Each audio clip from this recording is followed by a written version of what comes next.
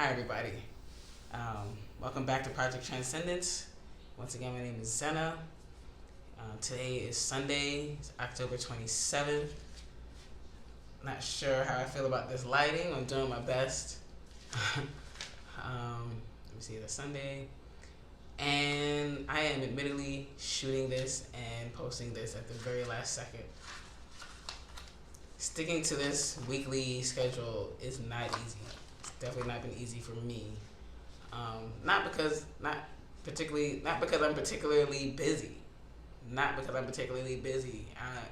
I'm realizing just how much effort it takes interrupting an old pattern, right? I don't have a habit of sharing. I'm not in a habit of doing this much sharing. And so I did what I have a tendency to do, which is to go into my head and what am I going to talk about, and I don't know, and I'm so upset about this, and I'm so frustrated with that, and I'm so tired. My brain just rolls around, and before I know it, it's Sunday, and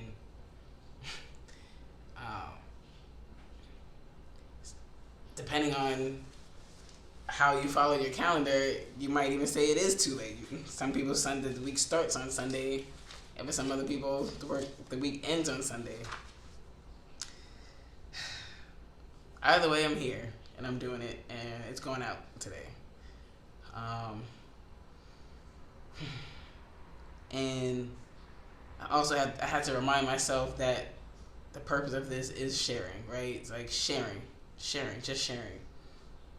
Like just sharing, not only sharing when I'm in a good mood, not only sharing when I have happy, not only, I have a habit of just like only interacting or only sharing or only being open about the happier things and not being more, I guess, transparently in my feels. Like if that's what I'm feeling right now, then if I'm feeling funky today, then I'm feeling funky today, and I can share that too, right? I would hope. I painted my nails black.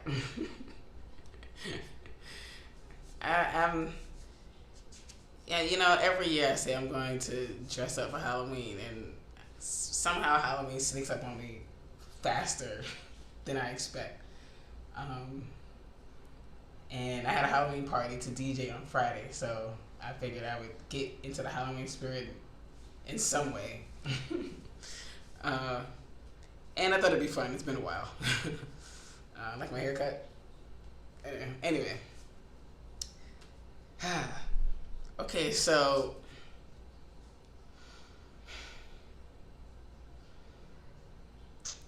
for my astrology heads out there, today is also, I'm in New York, just to give people a sense of what time I'm in.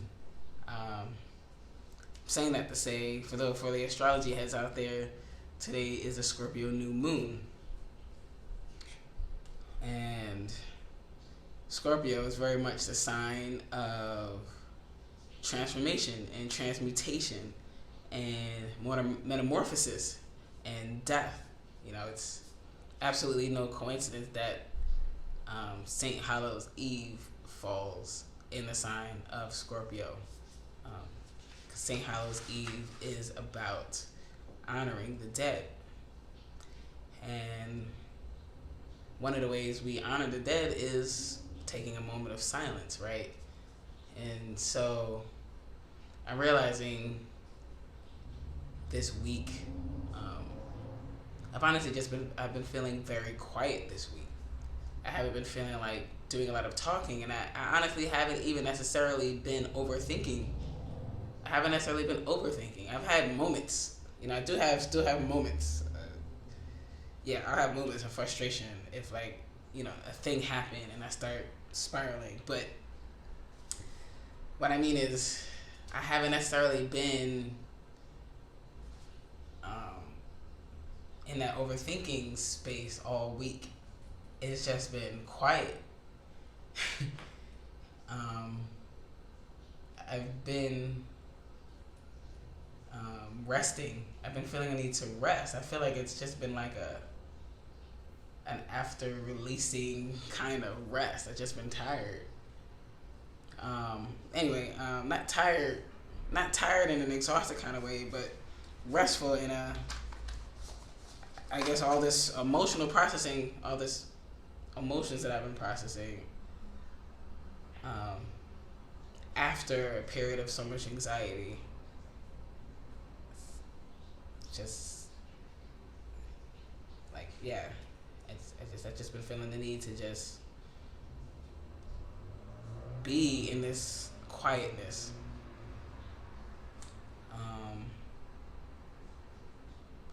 I have Scorpio in my chart, and so of course thinking a lot about where Scorpio is in my chart and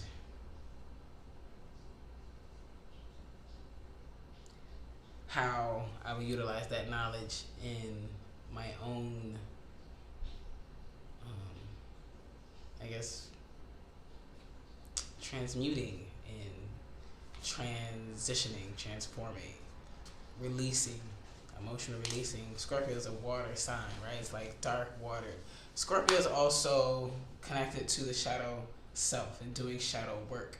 So I wouldn't be surprised if there's a lot of shadow behavior coming out this week for folks.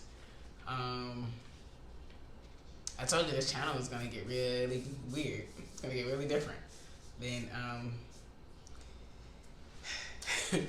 but that's just me. I don't know. This is how I process things. And I promise this is just the beginning of the channel. And I promise it's going to add up to something. It's going to make more sense as I go along. It's just, it helps me to process. It helps me to process, to get things out. And then watch them back. And then improve as I go along. But I'm mentioning the Scorpio thing and the new moon thing. Because there's something I want to share. And it's been kind of challenging myself to just share it and to stop overthinking about the how. It's about what we refer to as, you're probably, okay, everyone here has some kind of social media, Facebook, Instagram, whatever. And you see a lot of memes that talk about breaking generational cycles. We talk about breaking generational cycles. And more often than not, those cycles are emotions. There's another saying that say certain emotions will carry from generation to generation until someone's ready to feel them. And what I'm getting at is that I realized after having a really heavy vision a little while ago that I felt something and I released something, and in this sort of like aftermath of having released that thing, released those emotions, I'll get more into detail in a second. There's a void that is left. And it's like, I don't feel those emotions anymore. In this particular case, the emotions were the abandonment, the feeling of abandonment, the feeling of loneliness. And my anxiety. I'm not saying I'm completely cured of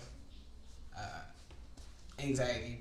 However, I believe even in my last video, I think I talked a lot about the anxiety that I was feeling. I was just feeling so anxious, like I was in anticipation of something happening, and I didn't know exactly what that happening was. And let's kind of rewind back a little bit to a conversation I had a couple weeks ago, and with a person that I have this really deep spiritual connection with, and because this person and I, we were hanging out a lot in the beginning of the year, and then it's like I barely saw them over the summer, and